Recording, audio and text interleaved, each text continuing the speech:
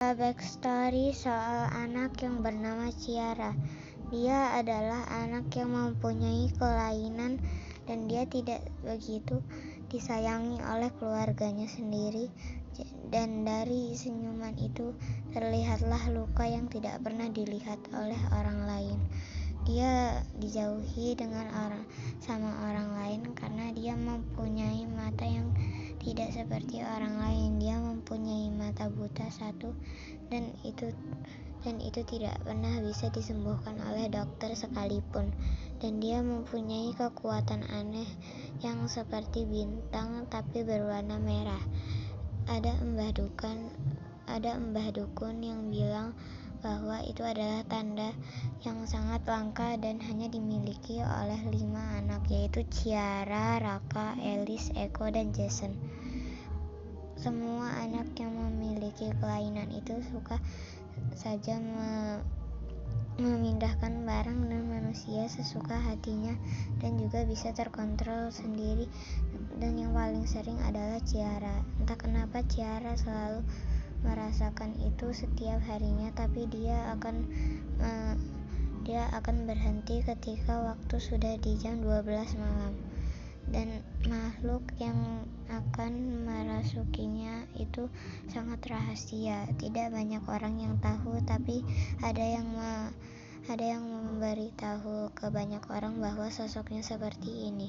Dan inilah akan membuat awal mula kisah Ciara dimulai.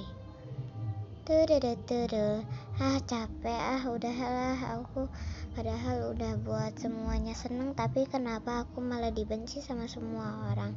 Malas bangke. Cil, sini deh dulu. Ya, ada apa ya? Kamu gak punya teman ya? Iya kak, emang kenapa?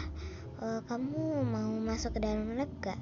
Nanti kakak juga bakalan temenan sama kamu. Oh iya kak, boleh banget. Aku gak punya teman sama sekali. Terus aku diusir sama kedua orang tuaku. Jadi aku boleh kan dia di sini? Boleh aja.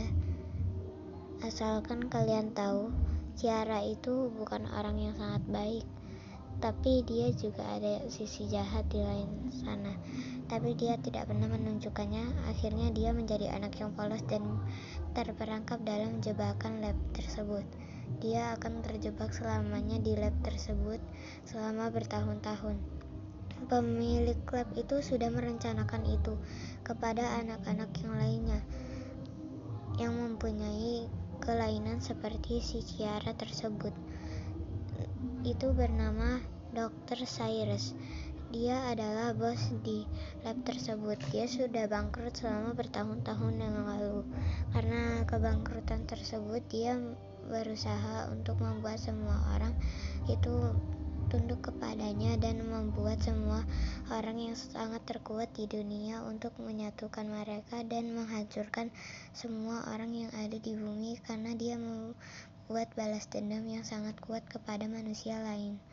Dan disinilah semua anak itu pada menangis. Semua anak itu tidak sepenuhnya menangis karena tidak mendapatkan keluarga yang sangat baik. Ciara diusir oleh kedua orang tuanya. Sebenarnya dia hanya ingin kenikmatan dunia, tapi dia tidak pernah mendapatkannya. Raka yang tidak sengaja membunuh kedua orang tuanya saat dia sedang emosi dan mengeluarkan kekuatannya. Eko dan Jason adalah kakak beradik yang diusir oleh kedua orang tuanya karena mereka mempunyai kekuatan yang sama anehnya. Elis adalah anak yang sangat baik dan orang tuanya menyayanginya, tapi tidak ketika dia mempunyai ibu tiri yang membencinya karena kekuatan tersebut dan dia diusir dari rumahnya. Dan disinilah cerita akan dimulai segera.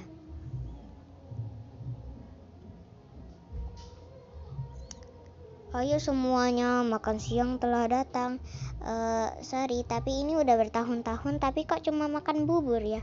Bisa request gak sih makan pizza kek atau apa kek? Sumpah nostalgia masa kecil.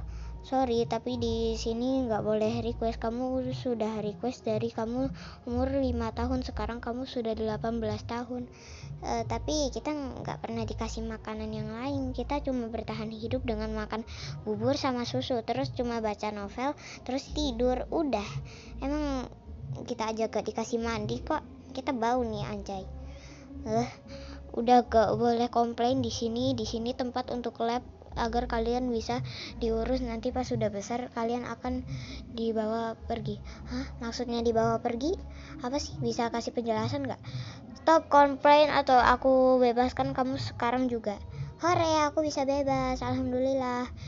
Maksud saya bakal dibunuh. Astagfirullah. Ya udah, kamu jangan komplain sama gua, udah kesel sama lu. Oke. Lanjut part 2. Sorry, capek banget sumpah anjay.